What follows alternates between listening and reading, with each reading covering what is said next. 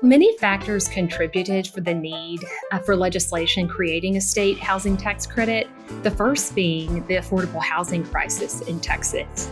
With almost half of Texans spending more than 30% of their household income on housing costs, the need for affordable housing is a topic that is on policymakers' minds. Texas legislators understand the need for policies that support affordable housing, so a state tax credit was a step in the right direction.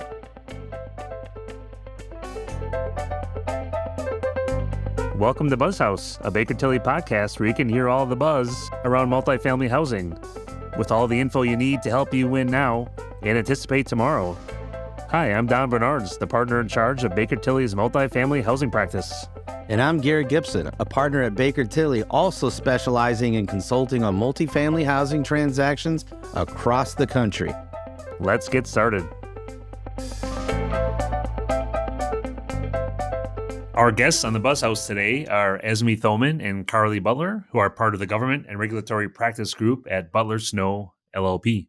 Esme and Carley oversee the legislative and regulatory consulting, lobbying, and government affairs efforts for their practice in Texas. A large portion of their lobbying work is focused on the real estate industry, specifically multifamily development. They are responsible for developing legislative and regulatory strategies for their clients to expertly navigate federal, state, and local policies and regulations, and how to best take advantage of those regulations and policies. Carley and Esme leverage their understanding of political decision dynamics and a broad network of stakeholder relationships in Texas and beyond to protect their client interests through the legislative and regulatory process. We're very excited to have Esme and Carley on to talk about some of these processes and policies around multifamily industry. And as we jump into the discussion, I'm going to turn over to Garrick. Garrick? Yes, thanks, Don. And before we go ahead and start in with some questions, Carley and Esme, why don't you give a little background of your organization and how you ended up in your current role there and what you focused on? Hey, Garrick and Don, thank you for that introduction. We appreciate you having us. We both have finance backgrounds. I started my career in accounting as a CPA.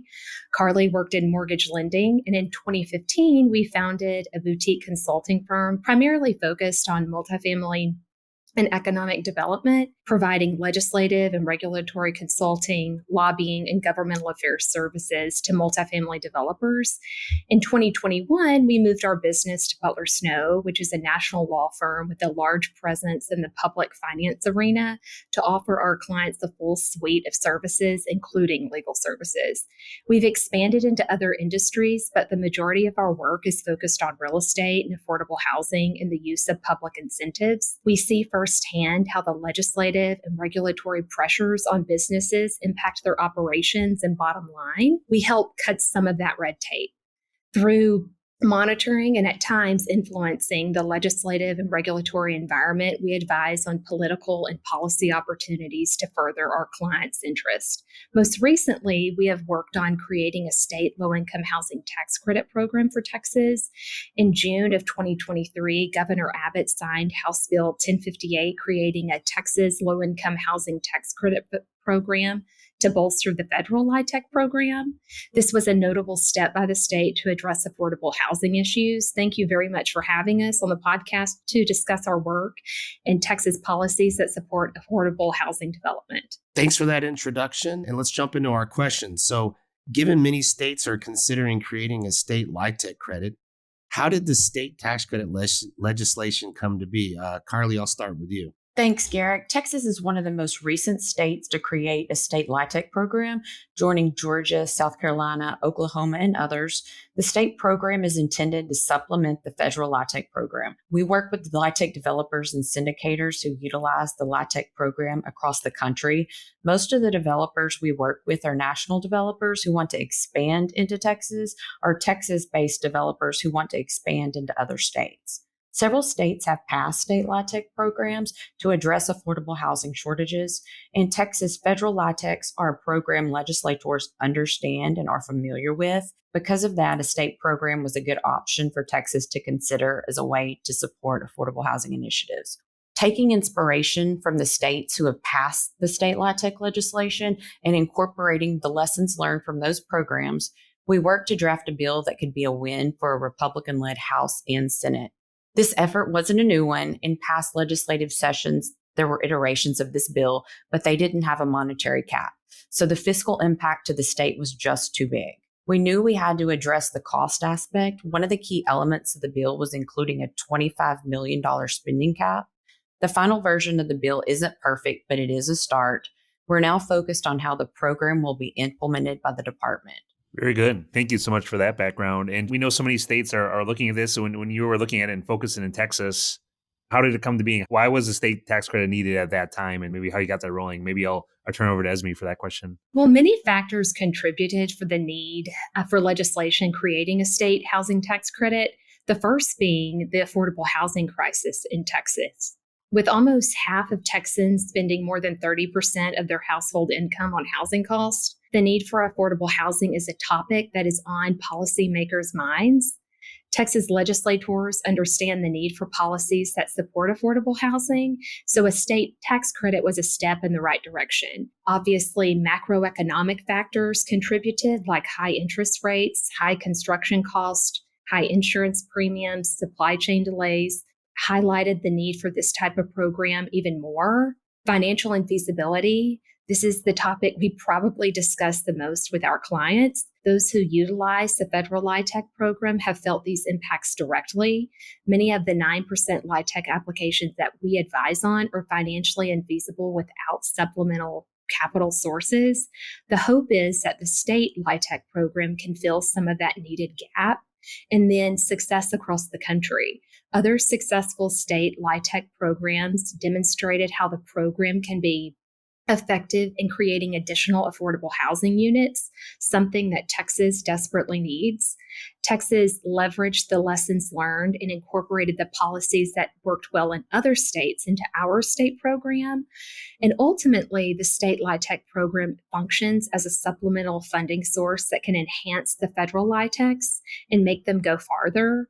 Other states have seen a lot of success using them, and I hope Texas will be able to share some of those same results. Perfect. Maybe I'll turn over to Carley. Carley, can you get into how this specific state LIHTC program will work for Texas? And is this process other states can mirror? As we know, I think we're up to 20 plus states right now that have some sort of state local housing tax credit. So be very curious to dig into how Texas is rolling this out. Yes, Don, thank you. The program will be administered by the Texas Department of Housing and Community Affairs, and it allows the department to issue state tax credits that can be used to offset franchise tax and insurance premium tax because Texas does not have a state income tax. The state program really does intend to follow the federal program as closely as possible. During the application for a federal LIHTC, an applicant can elect to receive state LIHTCs. The state program will prioritize applicants offering the most 30% units. Some of the program's provisions require the department to allocate a value of $25 million in credits each year to be equally split between the 4% LIHTC tax-exempt bond developments and the 9% LIHTC developments. The program requires the department to set aside $5 million of the annual ceiling in the first year to be granted to projects awarded in 2021 and 2022 that are experiencing financial infeasibility. The Texas program allows for bifurcation from the federal LIHTCs. This feature adds valuable flexibility for transaction structuring. The department will issue allocations for the state LIHTC program beginning in 2024 and will be claimed over a 10-year period. The state program really did try to follow the federal program as closely as they could, and that was intentional. So other states that are interested in their own program could use the federal LIHTC program as their guide and then customize their state program based on their specific needs. Yeah, thanks for that, Esme. So you described it pretty well, but what about implementation, right? And what about any future updates, since it sounds like there's some specific, not necessarily limitations, but caps, and how do you think that's going to play out over the future? Yes, you're right, Garrick. Figuring out how best to regulate and implement a new program is not easy. House Bill 1058 set a $25 million credit cap. There's been a lot of discussion on how much the state could spend. For now, the department is interpreting the legislation to mean that the total fiscal impact is $25 million per year, meaning only $2.5 million in credits can be issued in each year of the program. For the 2024 allocation round, TDHCA will be issuing $2.5 million in state tax credits. Industry stakeholders are uncertain about the practical impact of issuing so few state tax credits and how that will affect the pricing of the credits and the usefulness of the program in general. We'll see how this plays out shortly. The 2024 allocation round deadline was March 1st. The heavy lifting in 2023 was really creating the state LIHTC program. Statute updates are to be expected, and we certainly have our work cut out for us. Very good. No, yeah. And hopefully we saw that in a lot of states with their new programs. And luckily, like in states like Colorado, for example, after we kind of show success, maybe those numbers get updated upon a renewal and so forth. So thank you for that. Maybe just switching gears real quick. And one of our last questions, we notice there's so many tools, right, that are needed for affordable housing. The credit, obviously a big tool. But maybe what other notable affordable housing legislative programs have you been able to work on in Texas that, again, perhaps could translate to other states looking to supplement their approach to reducing this incredibly massive shortfall of affordable housing they were experiencing? No, that's a great question. And we work on a lot in Texas with our clients. In addition to tax incentives like LIHTC, Texas provides two notable options that offer an exemption from ad valorem taxes, and by doing so, support the development of affordable and workforce housing. A property tax exemption, especially in Texas, is extremely valuable and can either address a shortfall or a gap in a LIHTC development, or can be used alone to target affordable housing needs in an area. The two economic development programs often used to support affordable housing include the 100% property tax exemption for developments by political subdivisions like a housing finance corporation or a housing authority, where the public entity is serving as the general partner of the limited partnership.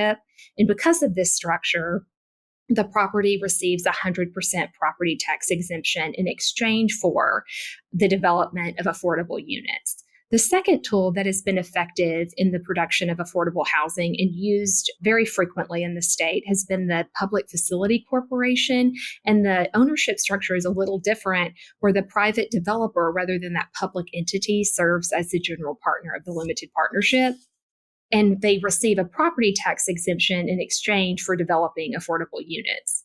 Both of these economic development tools allow local governments, through property tax exemptions, to support affordable housing and supplement the state and federal programs to reduce that shortfall in affordable housing units. I know other states have similar economic development tools. I know Florida passed one recently that could provide property tax exemptions in exchange for the development of affordable units, or could easily implement one. Property tax incentives can be a lever used by local governments to incentivize that type of development fairly easily.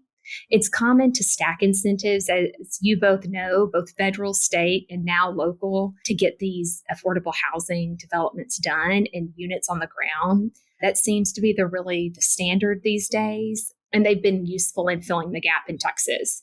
Very good. No, thank you for that summary. Like you said, very important that state credit we've seen very beneficial in many other states, the many other tools that you just noted about.